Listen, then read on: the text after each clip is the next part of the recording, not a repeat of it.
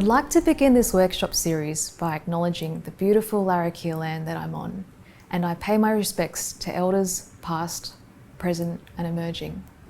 Hello, my name's Tisha Tejaya and I'm an author and an artist, and I'm so excited to be here today to be presenting this workshop for Channel NT on my style of art, which is ink art, and to really dive behind the methods that I use in producing my artwork and showing you what makes me tick and what is really the heart of illustration for me, how it feels great and how it makes life really joyful.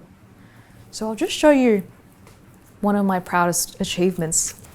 This pocketbook is a collection of the fruit and veggies that are found at our local top-end markets here in the Rapid Creek and the Parap markets. Now, I'm Chinese Indonesian and my parents and my auntie love to cook a lot of the ingredients at the markets, but I didn't know what much of them were, so I decided to draw them.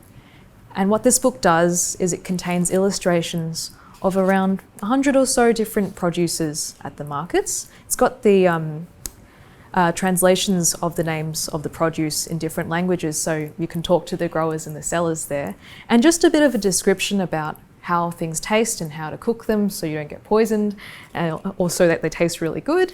And yeah, just a few anecdotes and observations and stories from people from my community. As you can see, I really love drawing fruit and veggies.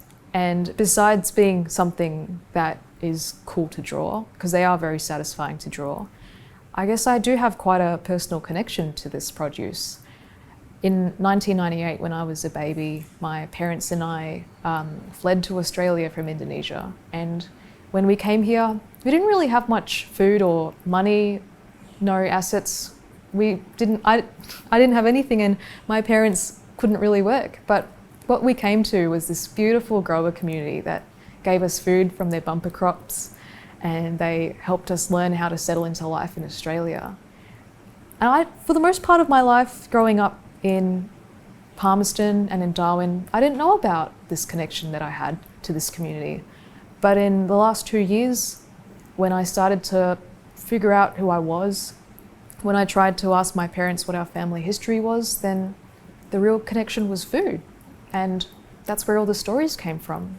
Talking to my folks about food and my auntie, talking to the people at the markets about the food that we shared and their recipes.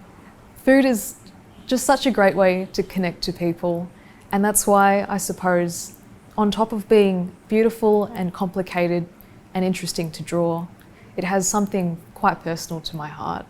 So today what I'm going to share with you is about the tropical produce in my life and how I like to capture it through ink art. And now ink art is my favourite way to use art to capture something in real life. It's really convenient. All my materials are contained in this tiny little pencil case that I take everywhere with me. I use everyday materials like A4 sheets of printer paper, and you don't really need anything special or fancy or technological to get into it, though of course the more creative you are, the more creative you can use techniques to really capture what's in front of you.